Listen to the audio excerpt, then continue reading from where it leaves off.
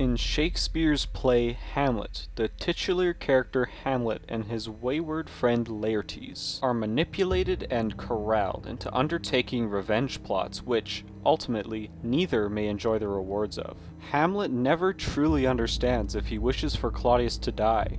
His actions are often short-sighted or simply serve to delay his charge, at one point shying away from an opportunity outright. Laertes too is manipulated into taking revenge by King Claudius, ignoring conscience and sound mind. In the end, both Laertes and Hamlet die for a feud neither cared for ending.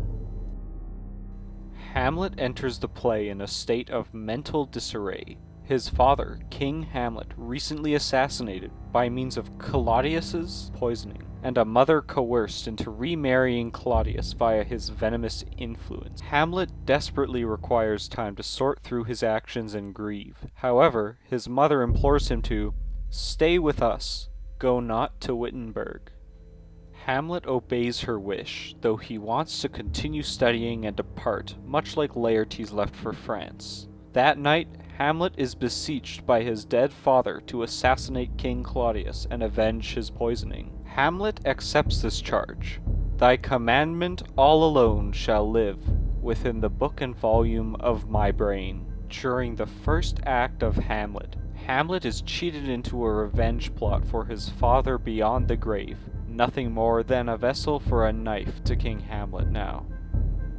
Hamlet soon undertakes his father's assignment, beginning to flow in and out of both madness and insane lucidity as he schemes and navigates both Polonius's and Claudius's meddling as he seeks a perfect cure for the toxin of the latter. Even through all his planning and thinking, he never honestly deliberates upon how, precisely, he would kill Claudius. The closest Hamlet comes to fulfilling this task before his own death forces his action comes as Claudius sits praying. Yet, as he would impale Claudius, a terrible idea emerges in his mind.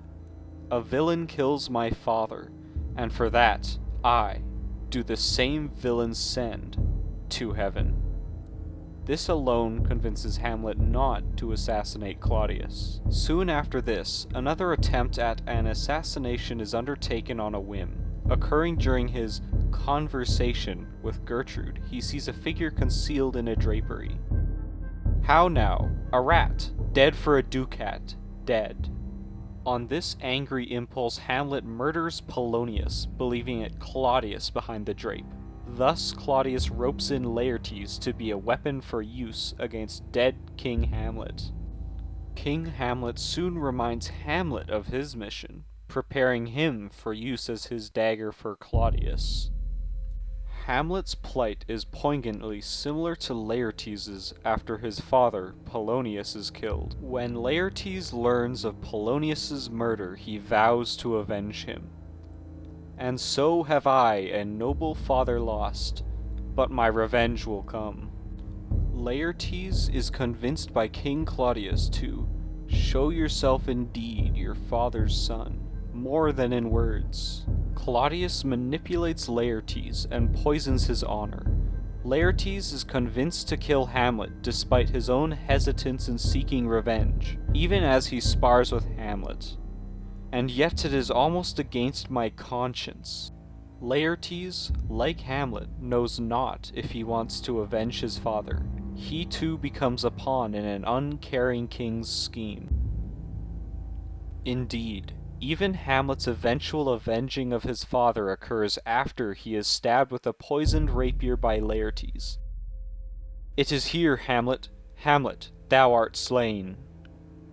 Though, at the end of their lives, Laertes realizes his folly. Exchange forgiveness with me, noble Hamlet.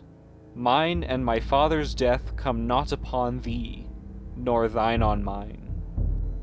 Laertes and Hamlet understand in their final moments that they were the pawns of Claudius and King Hamlet's old feud, and that they would be the victims of revenge plots never sought by them.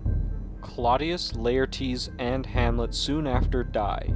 All three, and Gertrude, were ultimately poisoned by Claudius, though only Claudius is justly served. It is a poison tempered by himself.